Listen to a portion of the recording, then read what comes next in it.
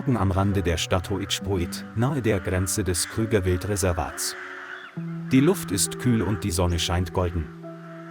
Vogelgesang hallt aus den Bäumen entlang der Landstraße, die zur Farm des Bauern Elias Muköner führt. Der Hofhund namens Kalu lief gemächlich den vertrauten Pfad entlang und schnüffelte ständig nach jeder Spur.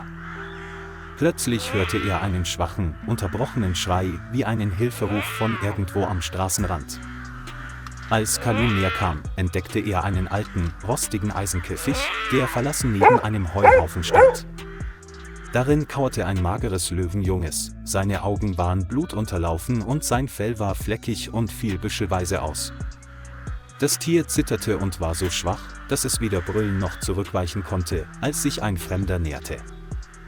Im Käfig stank es nach getrocknetem Blut und verdorbenem Essen, das in den Ecken verstreut war. Kalu bellte leise und sah sich nach Gefahren um, bevor er handelte. Es näherte sich, biss dem Löwenjungen sanft in den Hals und zog es aus dem Käfig, als würde es einen Welpen retten. Kalu setzte das Löwenjunge auf die Straße und leckte sanft sein schmutziges Fell, als wolle er es trösten und ermutigen. Es drehte den Kopf, um über das entfernte Feld zu blicken, und spitzte bei jedem seltsamen Geräusch aufmerksam die Ohren. Das Löwenjunge versuchte, ein paar Schritte zu machen, doch seine schwachen Beine gaben sofort nach und sein Atem ging nur noch stoßweise. Als Kalu das sah, drehte er sich um, packte den kleinen Kerl am Genick und beschloss, ihn direkt zurück zu Elias' Farm zu bringen. Seine Schritte waren langsam, aber stetig, und er achtete darauf, das Gleichgewicht zu halten, um seinen erschöpften Körper nicht zu verletzen. Unterwegs flogen ein paar Vögel vorbei und zwitscherten laut, als wollten sie signalisieren, dass etwas Ungewöhnliches passierte. Kalu beschleunigte, als der Himmel grau wurde und der feuchte Wind den bevorstehenden Regen ankündigte. Die Augen des Löwenjungen schlossen sich langsam, als kämpfe es darum, nicht in einen ewigen Schlaf zu fallen. Kalu bellte leise und drängte ihn, wach zu bleiben, während er schneller auf das Licht des Holzhauses am Ende der Straße zuging.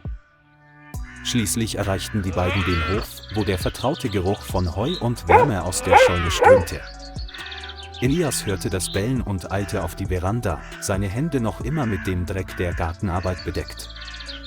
Er war fassungslos, als er sah, dass Kalu ein Löwenjunges trug.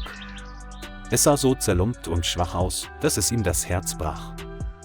Zuerst dachte Elias, er sehe Gespenster, aber die runden Ohren und der Quastenschwanz verrieten die Wahrheit. Er trat näher, beugte sich hinunter, berührte mit seiner schwieligen Hand sanft das feuchte Fell und spürte die leichte Wärme. Ohne zu zögern trug er das Löwenjunge ins Haus und legte es auf eine dicke Decke neben dem Feuer. Als Elias den Schmutz abwischte, sah er überall auf dem Körper alte Kratzer und Wunden. Er rief sofort die örtlichen Ranger an, seine Stimme klang dringlich und besorgt. Keine 20 Minuten später hielt ein blauer Pickup vor dem Tor, 2 Ranger stiegen mit Erste-Hilfe-Sets aus. Mit ernsten Gesichtern untersuchten sie den rostigen Käfig, den Elias vom Straßenrand mitgebracht hatte. Vielleicht hat es jemand illegal aufgezogen und hier zurückgelassen, kommentierte ein Ranger mit leiser Stimme. Der andere nickte, oder dies ist die gescheiterte Flucht eines Wildtierhändlers. Die Gruppe erklärte sich bereit, die Naturschutzpolizei umgehend zu benachrichtigen, um die Ermittlungen auszuweiten. Der Ranger trug das Löwenjunge zum Auto, setzte es in einen speziellen Transportkäfig und deckte es mit einer Decke zu, damit es warm blieb. Kalu bellte laut, als wolle er seinen besonderen Freund, den er gerade gefunden hatte, nicht verlassen. Elias tätschelte Kalus Kopf und versicherte ihm, dass er das Richtige getan hatte und alles gut werden würde.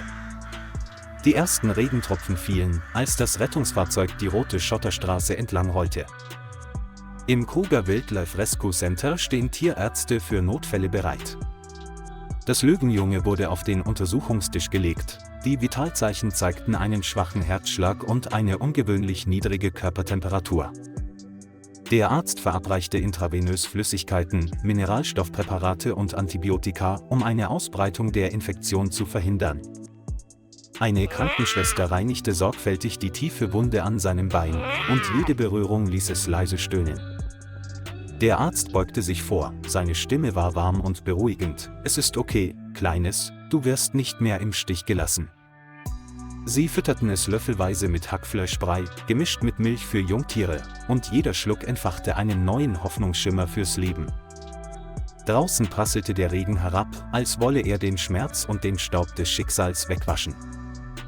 Nach mehreren Stunden ständiger Pflege wurde seine Atmung gleichmäßiger und seine Augenlider schlossen sich in einem friedlichen Schlaf. Der Retter lächelte und legte es in einen warmen Käfig mit weichen Kissen und einer roten Heizlampe. Vor dem Käfig steht auf einem kleinen Schild: Rettung in Hoedspruit Genesung.